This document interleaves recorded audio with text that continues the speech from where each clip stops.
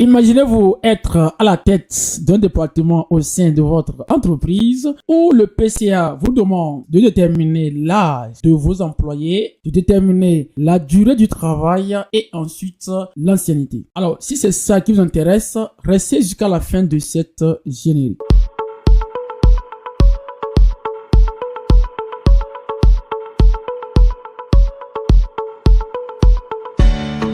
Alors, soyez pas encore les bienvenus sur la chaîne YouTube du Centre d'application mobile. Nous avons vu dans la vidéo précédente comment il faut présenter un rapport en Excel et nous avons vu comment il faut faire des différentes graphiques. Ensuite, nous avons vu également la mise en forme conditionnelle. Alors, vous qui n'avez pas encore suivi ces vidéos, je vous exhorte à aller les suivre pour mieux comprendre ce que nous allons dire à la suite de notre formation. Alors, pour aujourd'hui, nous allons entamer une autre phase de notre formation. Nous allons voir comment il faut déterminer l'âge connaissant la date de naissance, comment il faut déterminer l'ancienneté, comment il faut déterminer la date de retraite et nous allons voir beaucoup de choses. Alors sans plus tarder, nous allons commencer notre formation. Alors pour gagner en temps, nous avons saisi ces données. Donc ici, nous avons mis aujourd'hui, on a mis ici nom, prénom, date de naissance, âge, date d'embauche, jour de la semaine, ancienneté, date de retraite,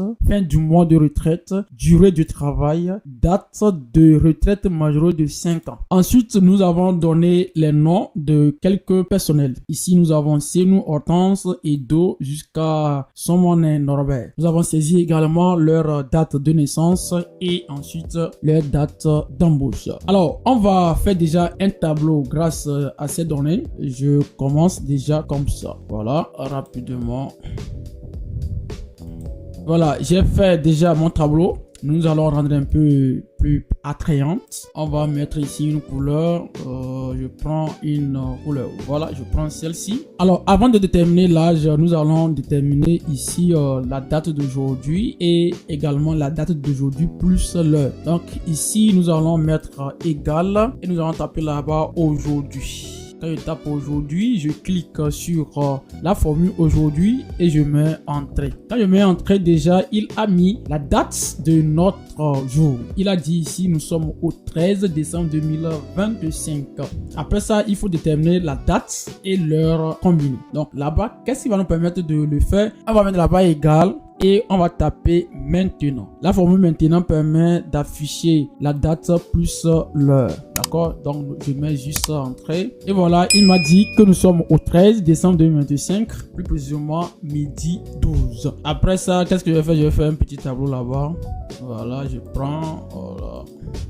Maintenant, nous allons déterminer maintenant l'âge. Pour déterminer l'âge, on a besoin de deux dates. On a besoin quand la personne est née et on a besoin de la date d'aujourd'hui. Donc, on va faire la différence entre la date d'aujourd'hui et la date de naissance de la personne. Alors, pour le faire, qu'est-ce qu'il faut faire? On va mettre notre curseur au niveau de l'âge de notre sœur Senou Hortense et nous allons mettre là-bas égal. On va taper date diff.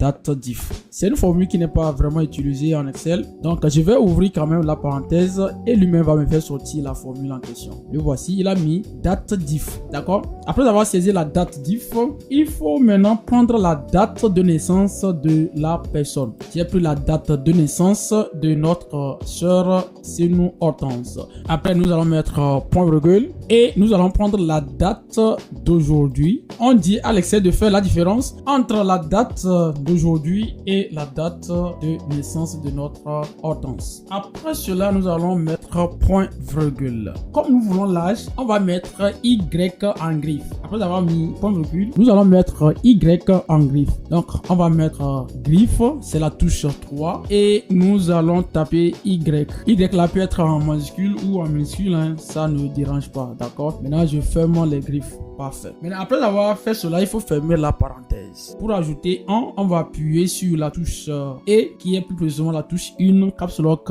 désactivé. Donc, j'appuie sur la touche 1. Voilà le E en question que nous parlons. Maintenant, nous allons mettre espace et on va ajouter 1. Le 1 là, on ne veut pas que ça soit trop collé au chiffre qui va apparaître. Donc, on va mettre entre griffes, espace et nous allons taper 1. Je ferme les griffes. Voilà la formule. On va mettre entrée et nous allons voir déjà qu'est-ce qui va venir. Je mets entrée. Voilà, il me dit notre personnel ici, nous Hortense, a 29 ans. Parfait. Donc, pour pouvoir trouver l'âge de tous les personnels, je ne vais plus taper la même formule. Je vais juste incrémenter. Alors, pour incrémenter ici et trouver l'âge réel de mes personnels ici, qu'est-ce qu'il faut faire? Il faut que je bloque la date d'aujourd'hui. Qu'est-ce qu'il faut faire? On va maintenant cliquer sur là où nous avons trouvé notre réponse, les 29 ans. Et ensuite, nous allons cliquer sur, chez moi ici, c'est C et 2, d'accord? Là où nous avons la date d'aujourd'hui. Et nous allons appuyer sur la touche $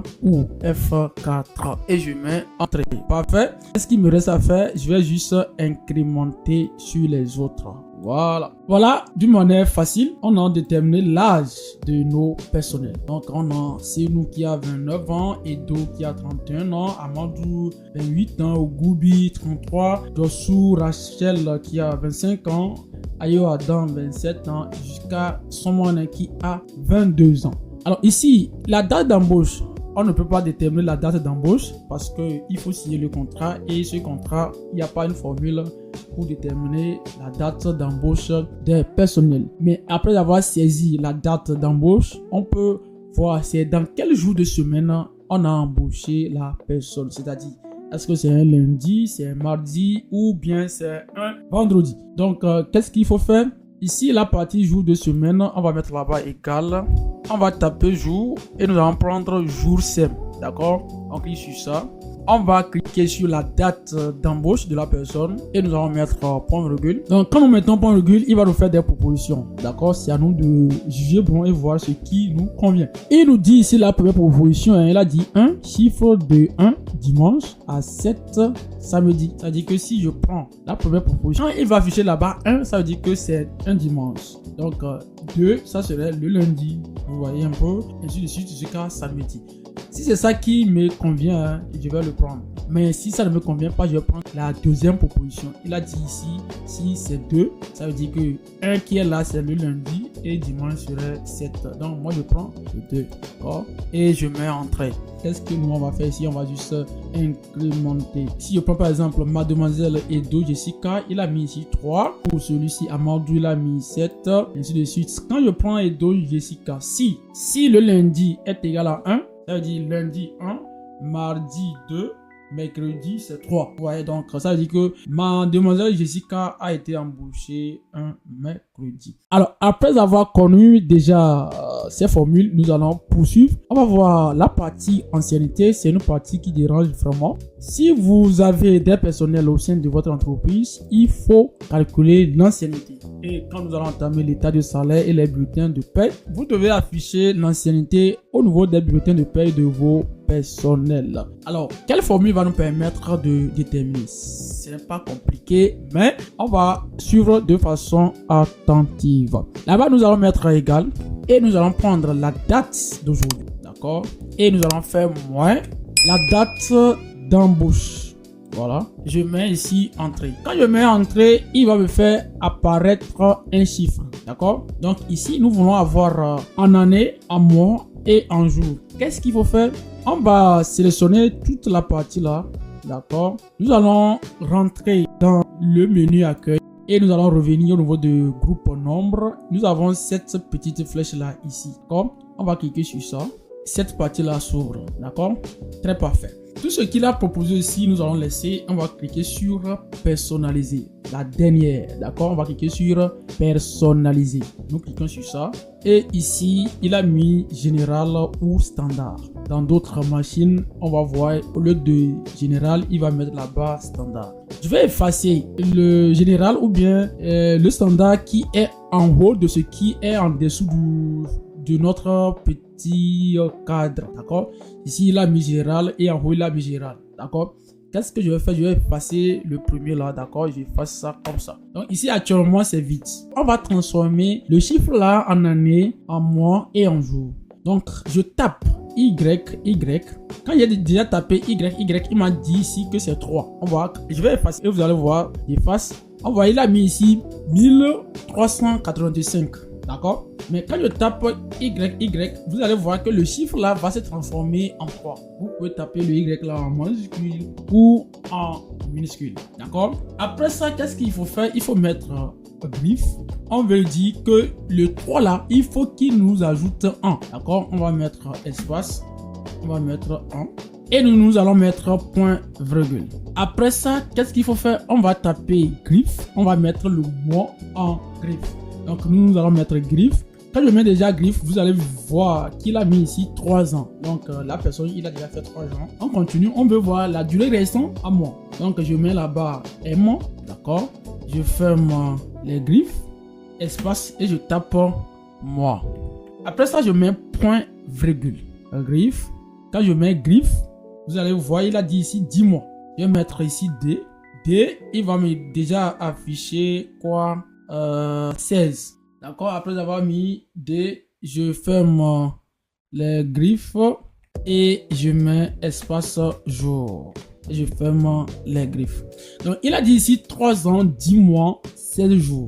Parfait. Alors si j'ai tapé ça comme ça et que je ne vois pas la réponse qui s'affiche actuellement sur l'écran, qu'est-ce qu'il faut faire? Ce n'est pas grave, vous devez juste remplacer les YY là par AA. Y en anglais c'est yeah, ça veut dire en année, d'accord? Donc on va transformer ça en français. Donc vous allez remplacer les deux Y par AA. Et ensuite le mois va répondre.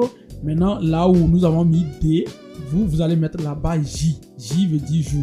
Le D ici c'est en jour en anglais, D, d'accord? Et après ça nous allons mettre OK. Quand je mets OK, vous allez voir, il a mis 3 ans, 10 mois, 7 jours. Parfait. Maintenant, après ça, qu'est-ce qu'il faut faire? Il faut incrémenter pour les autres. Pour l'incrémentation, nous allons juste bloquer la cellule de la date d'aujourd'hui. Donc, on va venir sur C2 et nous allons appuyer sur la touche $ et nous allons mettre entrée. Maintenant, nous pouvons incrémenter facilement notre réponse aux autres personnels. Voilà, parfait. On voit ici ce qui affiche. Il a mis ici 3 ans, 10 mois, 16 jours. On va changer ici la date d'embauche déjà d'une personne ici et nous allons voir est-ce que ça va avoir l'impact sur l'ancienneté en question. On va commencer par la date. Au lieu de 2022, je vais effacer, je vais mettre 2023. Je mets entrée. On voit qu'il m'a ramené ça en 2 ans. Déjà, ça veut dire que ça marche. Donc, c'est comme ça que vous allez déterminer d'une manière fiable la durée ou bien l'ancienneté du travail que vos employés ont effectué au sein de votre entreprise. Alors, après ça, maintenant, qu'est-ce qu'il faut faire encore? On va voir la date de retraite. Pour déterminer la date de retraite, ici, tout le monde doit connaître sa date de retraite. Selon les normes, on dit que si la personne a 60 ans, il doit aller en retraite. Donc, pour déterminer la date de retraite, on doit d'abord connaître la date de naissance. C'est très important, sinon on ne peut pas déterminer la date de retraite de la personne. Donc, pour déterminer ça, il faut connaître la date de naissance de la personne plus 60 ans. D'accord? Je mets égal. D'accord, je tape date. J'ouvre la parenthèse. J'ajoute année. La formule année. Donc, actuellement, j'ai date année. D'accord? Qu'est-ce qu'il faut faire? Il faut prendre la date de naissance de la personne. Donc ici c'est D4. Si je prends Cyril Hortense, après avoir pris la date de naissance, je vais fermer parenthèse et je vais faire plus 60. Les 60 est mis pour l'âge. Après ça, je mets point virgule. Je tape mois. D'accord. Voilà, je prends la formule mois. Et je prends toujours la date de naissance de notre personnel. Là-bas, il n'y a plus 60. Qu'est-ce qu'il faut faire? Il faut fermer la parenthèse. Après, je mets point virgule et je tape jour. Voilà. Je prends la formule jour. Donc, on veut savoir le jour exact que la personne ira en retraite. Donc, on va prendre toujours la date de naissance et nous allons fermer notre parenthèse 2 fois. Et nous allons mettre entrée. Quand nous mettons entrée, déjà, on voit, il nous dit que la personne va aller en retraite le 16 décembre 2055. On va incrémenter sur les autres personnels. Nous allons incrémenter. Voilà. Parfait. Alors voici, nous sommes arrivés à la fin de cette vidéo. J'espère que la vidéo vous a vraiment plu. Si c'est le cas, n'hésitez pas à vous abonner. N'hésitez pas non plus aussi à partager la vidéo avec d'autres personnels afin qu'ils puissent maîtriser Excel plus que jamais. Sur ce, nous vous disons merci et à plus.